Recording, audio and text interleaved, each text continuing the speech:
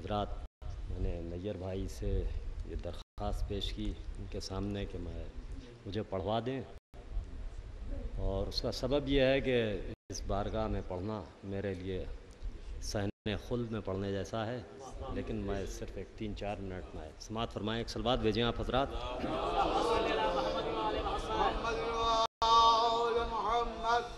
ابھی بمبئی کی انجمن امامیہ کا مصرع تھا کہ مناتے ہیں وہی جشن ولادت سبط اکبر کا۔ اس مصرعے کے ذیل میں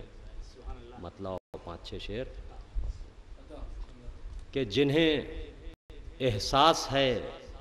خوشنودی خاتون محشر کا، طاہر بھائی، کہ جنہیں احساس ہے خوشنودی خاتون محشر کا،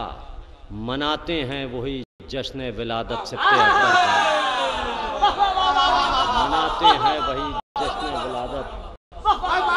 سبط اکبر کا، جنہیں ذرا نوازی کہ جنہیں احساس ہے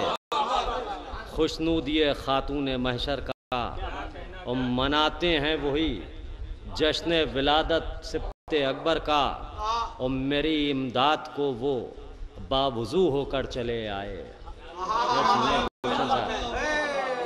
کہ میری امداد کو وہ باوضو ہو کر چلے آئے، سنا لفظوں نے جب کرنا ہے مجھ کو ذکر شبر کا، سنا لفظوں نے جب کرنا ہے مجھ کو ذکر شبر کا۔ اور یہ شعر بھی سماعت فرمائیں کہ حسن کے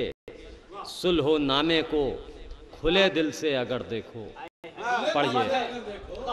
حسن کے صلح و نامے کو کھلے دل سے اگر پڑھیے، حسن کے صلح و نامے کو کھلے دل سے اگر پڑھیے، علی کی یاد آئے گی، مزہ آئے گا خیبر کا۔ حسن کے صلح و نامے کو کھلے دل سے اگر پڑھیے، علی کی یاد آئے گی، مزہ آئے گا خیبر کا۔ کہ حسن کے صلح و نامے کو کھلے دل سے اگر پڑھیے، علی کی یاد آئے گی، مزہ آئے گا خیبر کا۔ اور دیکھیں غدیر کے پس منظر میں یہ شعر بھی سماعت فرمائیں، اور غدیر کے حوالے سے نہیں ہے لیکن وہیں سے ایک تحریک حاصل کی گئی ہے کہ حسن کی شان کو شان علی سے کم نہیں لکھنا، کہ حسن کی شان کو شان علی سے کم نہیں لکھنا،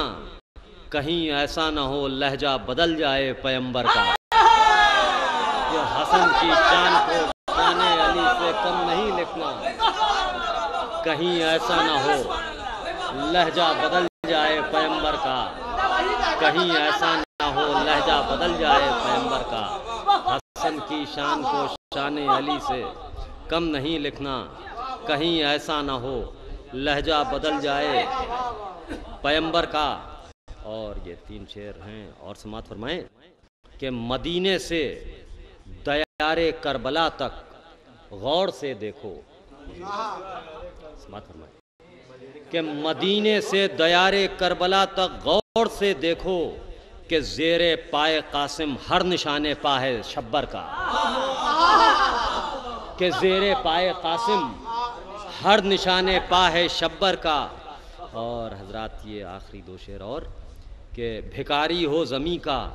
یا وہ سائل آسمانی ہو، 2 شعر کہ بھکاری ہو زمیں کا یا وہ سائل آسمانی ہو، نہیں دیکھا کسی نے بند دروازہ تیرے گھر کا، کہ نہیں دیکھا کسی نے بند دروازہ تیرے گھر کا۔ اور حضرات یہ آخری شعر اور اس کے بعد اجازت چاہوں گا کہ تیرے